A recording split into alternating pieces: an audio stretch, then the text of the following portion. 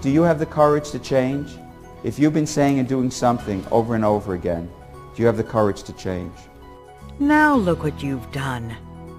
That's what we tell kids sometimes after they've spilled a drink or dropped an easy fly ball. It's no wonder so many children feel like failures.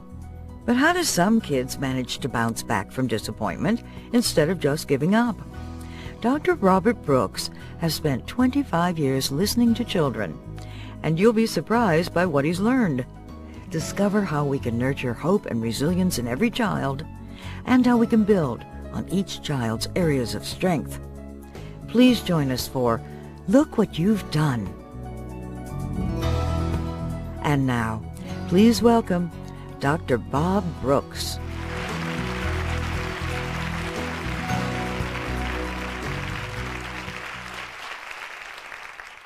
Some people have often asked me, how did you get so interested in children with learning disabilities and ADD, and especially the whole topic of self-esteem and motivation? And one of the reasons I got so interested in it was how miserably I failed for the first about 7 or 8 years of my career with children with learning disabilities and ADD. And when I say failed miserably, I really mean it. I still remember one of my first patients. He'd be in his mid-40s now. At the time, he was a young, angry teenager. The very first session, right before he came in, he had gotten into this major argument with his mother. So he started his first therapy session with me with the following statement: "I feel like killing my mother." That was his opening comment. And I remember I was sitting there saying, this sounds important. This sounds important. It has to do with a basic relationship here. And I hate to tell you what my next thought was. Why'd you have to tell me? I don't know what to say back. And what seemed like 20 minutes later, I'm sure it was only about 10 seconds, all I could think of saying to this kid was, "Don't do it, you'll get in trouble." And I said, I wonder if this is therapy. When I look back and think about the things I said and did with my patients, I'm ashamed. But I didn't know better. Hyperactive kids would come into my office. You know the first thing I would tell hyperactive kids? Have a seat. Why would you ever tell a hyperactive kid to have a seat and expect them to look at you and say, "You are such a helpful therapist. You're really tuned in"? I would tell kids with learning problems, if only you tried harder, you'd do better.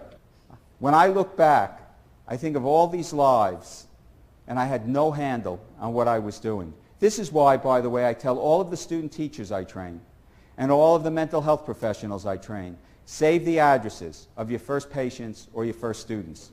And some people say, why? And I say it's going to be very obvious at some point in your career, because at some point in your career, you're going to want to write them a note. The note would say, "I am so sorry. I had absolutely no idea what I was doing. I hope you turned out okay anyway," right? By about the 7th year of my career, I started to burn out. I was getting angry at the very kids and their parents who I was supposed to be helping. And I looked myself in the mirror, and I must tell you something. I did not like the person I was becoming. And I did a lot of soul searching. And I thought back to why I wanted to become a psychologist, to help people. And I said, what has gone wrong here?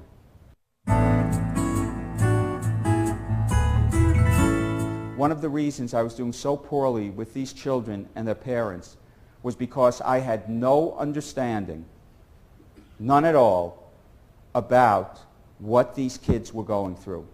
I had no understanding of what they were experiencing.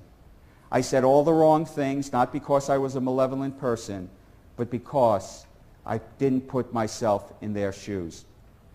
And one of the most important things on this journey of mine that was to change my life was when I recognized that one of the most important skills any of us could ever develop in any relationship is the skill of empathy.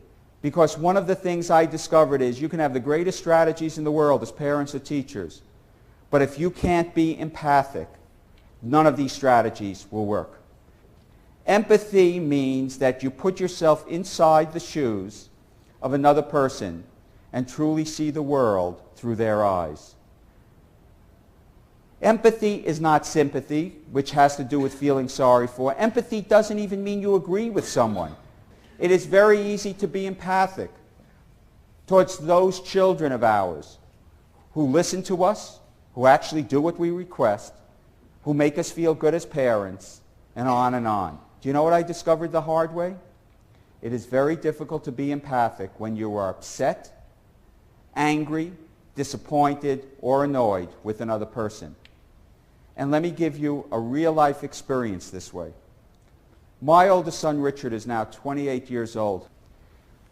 He's a wonderful kid, and we have a wonderful relationship.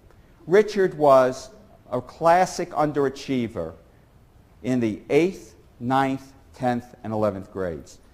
I bet many of you could guess what the first question was when I came home from work every night. You know what it was? Rich, you do your homework. And for 4 years he'd say, yup. You think he did it? Nope. Now I want to make a point. In about the 4th year of my asking him the first thing, did you do your homework? This lovely son saw me coming towards him and basically rolled his eyes in disgust and walked away from me. I started to tear up. I felt I was losing my son.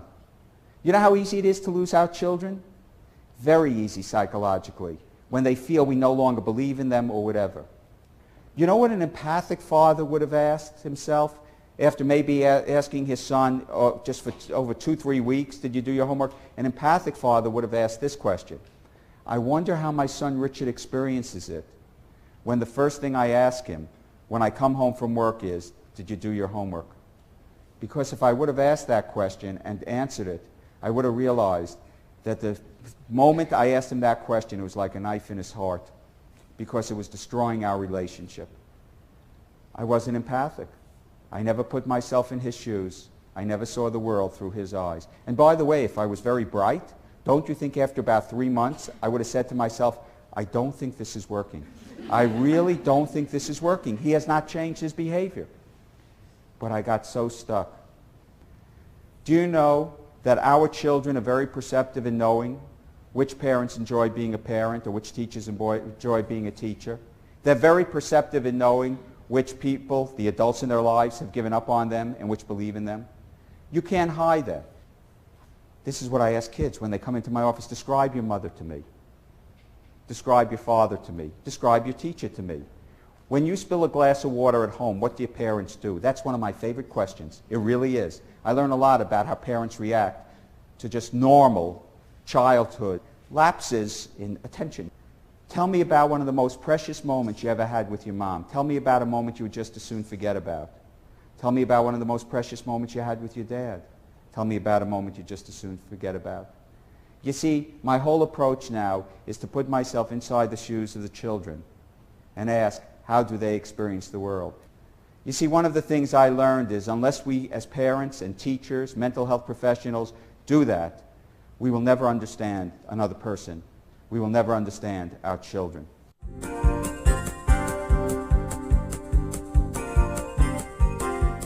Now, as I was struggling during this period of what I call almost burnout, as I was struggling with trying to understand, how would my patients describe me?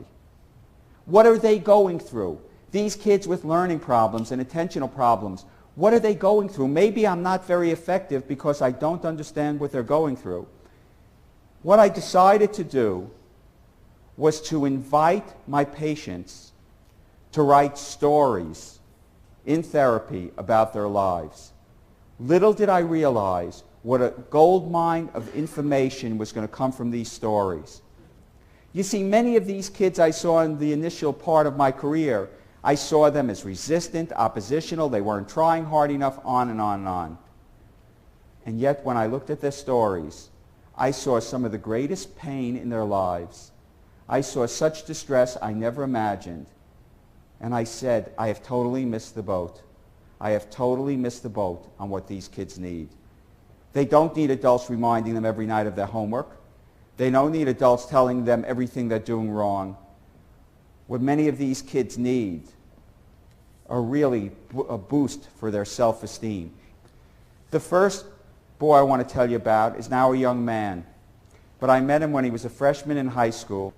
I found him to be one of the most gentle, kind, considerate kids. And I think any one of you, if you had the opportunity to meet him, you'd feel the same way. But the moment I mentioned school to him, his whole body totally tensed up, just totally. And I said, what is it? He said, I don't know, Dr. Brooks, but sometimes thinking about school just gets me very upset. And he wrote about his experiences in school.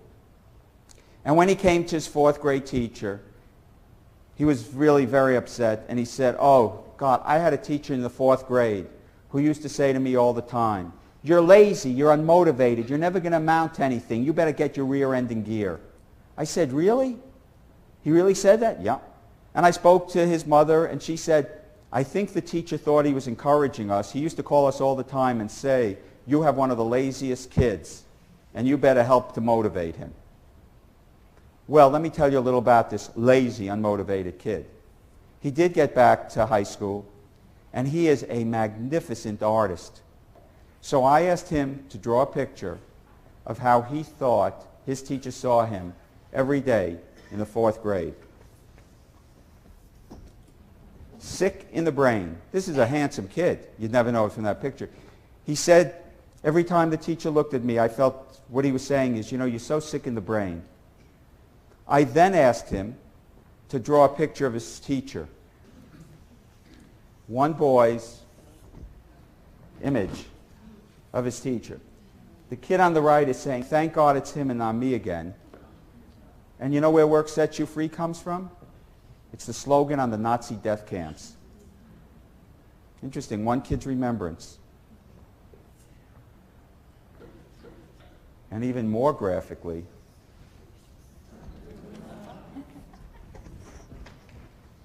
you know what else he did?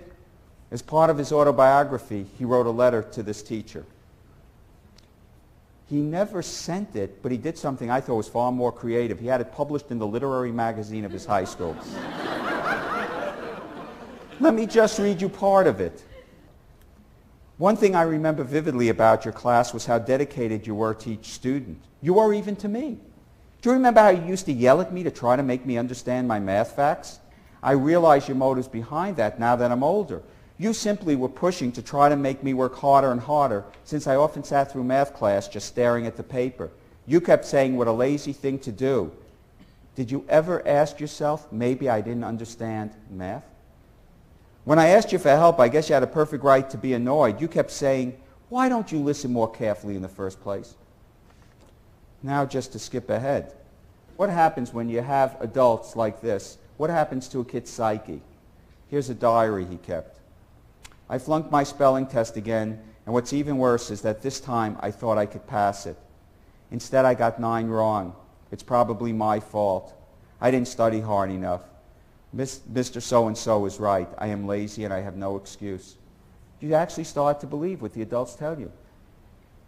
And then it erodes your self-esteem and your confidence. And then when you come into rockier moments in your life, you just seem to give up because of how vulnerable your self-esteem is. There's a loss of hope.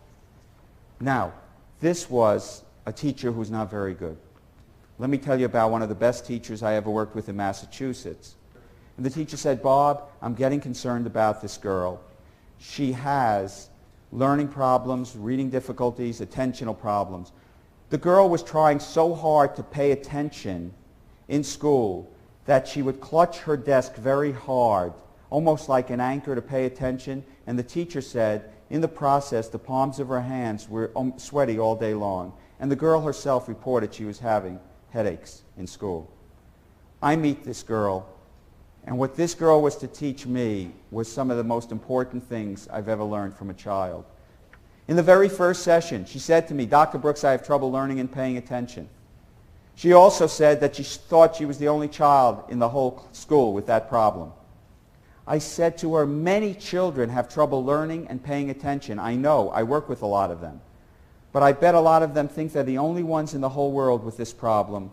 And when you think you're the only one with a problem, it makes it feel even worse. I'm not sure she understood what I was saying, but I wanted to get to the next part. I said, would you be willing to do me a favor? She said, what? Would you be willing to write a story about what it feels like to have trouble learning and paying attention that I could then read to teachers, parents, other doctors like me, and children so they could understand what it feels like and be more helpful? She came in and she said, I thought of a story. And I thought she was going to write a story, once upon a time there was a little girl who had trouble paying attention and learning. No, she said, could I write a story about a dog called Hyper? I said, whatever you want to do. You tell me who you think Hyper is. Hyper felt very frustrated and sweaty. That was the same term the teacher used, because she wasn't able to concentrate on her work. She wished she would have time and go out and play at recess with the other puppies, but she couldn't finish her work. I said to myself, you do not have to be a brilliant therapist to assume Hyper must really be her. Hyper told herself that she would get over this problem someday, but she wondered if she really would. She was worried that when she grew up and her own puppies asked her something, she would not know the answer, and they would wonder why their mother was not very smart. Thinking about this made Hyper feel so upset, and she just didn't know what to do about it. Think about what the 7-year-old girl is saying. She has lost one of the most important commodities in life. You know what that is? It starts with the letter H. It's hope. Do you know what I started to discover as I collected these kids' stories? Not only did they have low self-esteem now, many of them, as they looked at their future, had given up hope. And you know what I started to say to every mental health professional and teacher and parent? What do we do every day of our child's life to generate hope? What are the things you do so that as our children look towards the future, they can see a more hopeful future? Because in story after story after story I collected, I must tell you, the loss of hope was such a prominent theme. The next paragraph.